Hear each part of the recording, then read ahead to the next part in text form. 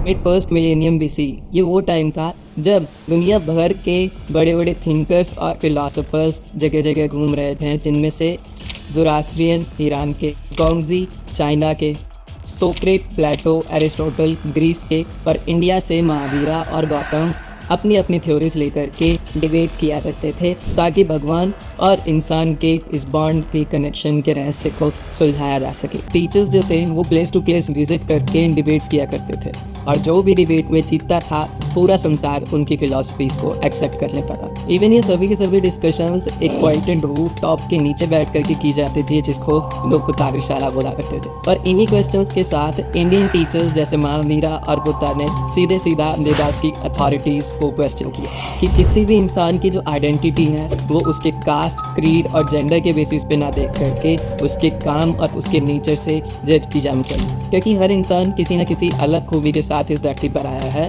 और संसार को उसे वैसे ही एक्सेप्ट करना चाहिए, ना कि ऐसे सिस्टम में बिलीव करना चाहिए कि जो पिता ने किया वही आगे बच्चा भी करेगा। और हमने अपने रिसर्च के अंदर भी यही पाया, 1500 से 1000 BC के बीच में ये वो टाइम था जब हिंदुइज्म के 4 पवित्र ग्रंथों को लिखा गया, ऋग्वेद, सामवेद, यजुर्वेद, अथर्ववेद। इवन ऋग्वेदा में तो गॉडली फिगर्स का भी मेंशन है, जैसे कि इंद्र, वायु, अग्नि, सोम, और सभी लोग मिल करके इन सब की पूजा किया करते थे। जनरली लोग इसलिए ऐसा करते थे ताकि उनके डोमेस्टिक एनिमल्स और बच्चों की उम्र लंबी हो सके। वो लोग हेल्थ को लेकर के बहुत ज़्यादा कॉन्शियस हुआ करते थे, और किंग्स भी बड़े बड़े यज्ञ करवाते थे ब्राह्मणों की मदद से, जिसमें राजसू, अश्वमेधा जैसे यज्ञ शामिल थे।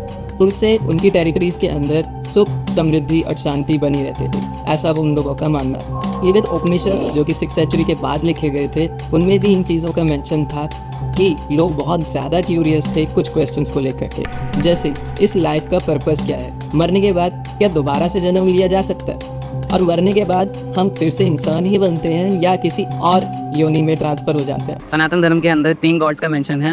ब्रह्मा, जिन्होंने इस पूरे यूनिवर्स, मल्टीवर्स या फिर कह लो कि इस पूरे ब्रह्मांड को क्रिएट किया था। दूसरे हैं विष्णु भगवान, जो कि सेवियर ऑफ द यूनिवर्स माने जाते हैं। सेवियर वो होता है जो किसी तरीके का प्रलय यानी किसी भी तरीके की प्रॉब्लम आने पर हमें प्रोटेक्ट करता है, उसे सेवियर कहा जाता है, ऐसा भी बोला जाता है। और भगवत गीता के अंदर ये चीज मेंशन है कि जब जब धरती पर पाप बढ़ेगा या किसी भी तरीके की प्रॉब्लम्स आएंगी तो विष्णु भगवान जो है वो अवतार लेकर के इस धरती पर आएंगे, और अभी तक वो ऐसा 10 बार कर चुके हैं। यानी विष्णु भगवान के 10 अलग अलग अवतार सेवियर की तरह धरती पर आ चुके हैं। थर्ड, जो इनमें से सबसे पावरफुल माने जाते हैं और उनका एग्जिस्टेंस इस पूरे यूनिवर्स की क्रिएशन से भी पहले का है, मतलब कि कोई जानता ही नहीं है कि इनकी शुरुआत कहाँ से हुई है। उन्हें शिवा द यूनिवर्स डिस्ट्रॉयर के नाम से जाना जाता है, कि मतलब ब्रह्मा जी यूनिवर्स को क्रिएट करते हैं और विष्णु जी इसको बचाते हैं, सेव करके रखते हैं, बट इन द एंड जो शिव जी हैं वो जब इस धरती पर इस यूनिवर्स में पाप बहुत ज़्यादा बढ़ जाता है तो वो इस पूरे यूनिवर्स को कम्प्लीटली डिस्ट्रॉय कर देते हैं, और इसके बाद यही साइकिल फिर से रिपीट होता है। और इसमें सबसे इंटरेस्टिंग बात यह है कि क्रिएटर होने के बाद भी ब्रह्मा की कोई पूजा नहीं करता है, क्योंकि उन्होंने एक रेस के अंदर चीटिंग की, और उस चीटिंग की वजह से उन्हें एक श्राप मिला था कि आपकी ब्रह्मा जी की पूजा इस पूरे संसार में कहीं भी नहीं होगी। इसीलिए हमें सिर्फ एक ही मंदिर पूरे इंडिया के अंदर ब्रह्मा जी का दिखता है, और इसके अलावा कोई भी और जगह नहीं है जहाँ पे ब्रह्मा जी की पूजा की जाती हो। वहीं पर जो विष्णु जी के फॉलोअर्स हैं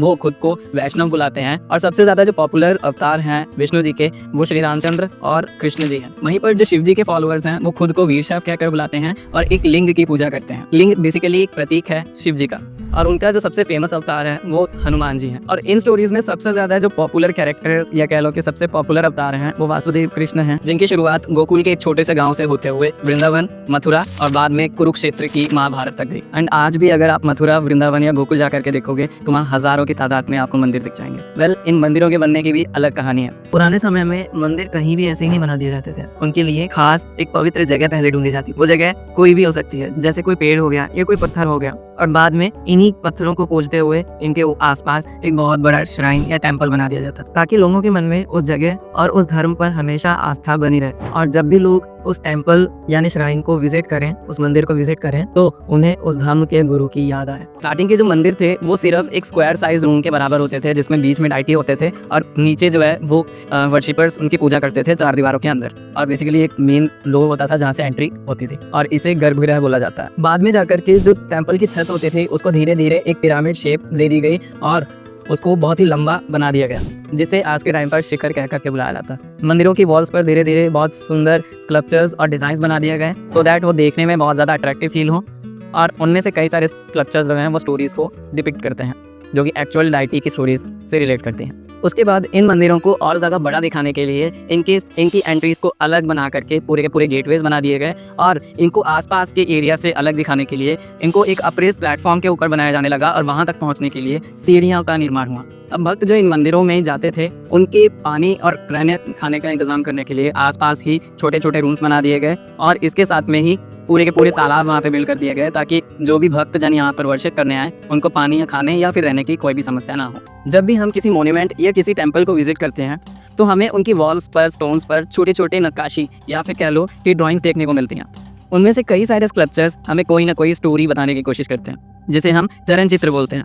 फॉर एग्जाम्पल, अगर आप इस गेटवे के ऊपर बनी हुई ड्राइंग्स को या स्कल्पचर्स को देखोगे तो इसमें बने हुए चरण चित्र वसंत जातक के अंदर लिखी हुई एक स्टोरी का हूबहू डिपिक्शन है, जिसमें एक प्रिंस अपनी सारी दौलत और सारा पैसा ब्राह्मणों में दान करके जंगल में अपनी पत्नी और बच्चों के साथ रहने चला जाता है। हिस्टोरियंस इन सभी सिंबल्स को उनके नीचे लिखे हुए टेक्स्ट की मदद से रीड कर पाते हैं, पढ़ पाते हैं। जैसे अगर सनातन धर्म का एग्जाम्पल लिया जाए, एक सुंदर सी लड़की को झूला झूलते हुए दिखाया गया जो कि रिप्रेजेंटेशन है शाला भंजिका की। संस्कृत टेक्स्ट के हिसाब से अगर ये लड़की किसी पेड़ या पौधे को छू लेती थी तो उसके अंदर फ्लावर्स और फ्रूट्स निकल आते थे। मतलब उसकी ब्यूटी को इस तरीके से मैग्निफिसेंटली डिस्क्राइब किया गया। इवन जातक कथाओं को भी अगर डिटेल्स में नोटिस किया जाए, जो कि हम बचपन में पढ़ा करते थे, उनके अंदर भी एलिफेंट को एज वाइज मैन की तरह दिखाया गया है। इस पिक्चर को देखिए, ये डिपिक्शन है गजलक्ष्मी जो कि goddess of wealth and Fortune की, जो कि दिखाता है कि कैसे एलिफेंट अपनी ट्रंक से उनके ऊपर पानी डाल करके उनका अभिषेक कर रहे हैं। पुराने मंदिरों में केव होना एक खास फीचर हुआ करता था। कई बार ये गुफाएं नेचुरल होती थी, लेकिन बहुत बार ऐसा होता था कि इन्हें आर्टिफिशियली भी बनाया जाता। 8th सेंचुरी आते आते इन मंदिरों को बनाने की कला को एक लेवल और ऊपर ले जा करके एंशिएंट स्कल्पटर्स ने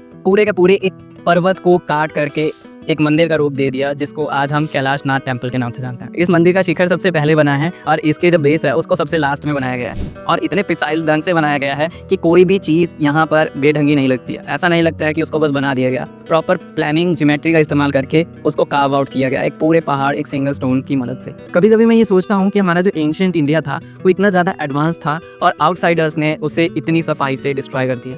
कुछ ने उसकी नॉलेज को चुरा करके अपने नाम कर लिया और पूरी दुनिया में अपने नाम से विख्यात कर दिया। कुछ लोगों ने उसको कम्प्लीटली डिस्ट्रॉय कर दिया और कईयों ने उसको प्रिजर्व करने के बहाने से उसे अपने साथ ले गए और इतने से भी उनका शायद पेट नहीं भरा। एक एग्जाम्पल से समझाता हूँ। पहली बार जब यूरोपियंस ने इंडियन गॉड्स को देखा, भगवान को देखा, तो उन्होंने लिखा कि इंडियन देवी देवता बहुत ही ज्यादा डरावने हैं। उनके 4 से ज्यादा हाथ हैं, जिनके हर एक हाथ में कोई ना कोई वेपन है और कई भगवानों का तो आधा शरीर जो है वो इंसान का है और आधा शरीर जो है वो एनिमल्स का है, जो कि और भी ज्यादा डरावने हैं। ये मैं नहीं कह रहा हूँ, ये मेरे वर्ड्स नहीं है, आपकी एनसीईआरटी में साफ साफ ये बात लिखा हुआ है। इवन उन लोगों ने तो हमारे गॉड्स का कंपैरिजन ग्रीक गॉड्स के साथ भी किया, जहाँ पर ग्रीक गॉड्स को उन्होंने बहुत ज्यादा सुपीरियर और फेमिलियर बताया और हमारे गॉड्स को बहुत ज्यादा डरावना दिखाने की कोशिश की और बहुत ज्यादा अनफेमिलियर बताया। हमने इस वीडियो के अंदर जितना कुछ भी समझा एंशिएंट इंडिया और हमारे रिलीजियस लीडर्स के बारे में, वो टिप ऑफ द आइसबर्ग है। ऐसी बहुत सारी वीडियोस आने वाली हैं जिसके अंदर मैं एंशिएंट इंडिया को बहुत ज्यादा डिटेल्स में एक्सप्लोर करने वाला हूँ और अभी पूरा का पूरा ओशन पड़ा हुआ है एक्सप्लोर करने को। मिलता हूँ ऐसे ही किसी नई वीडियो के साथ,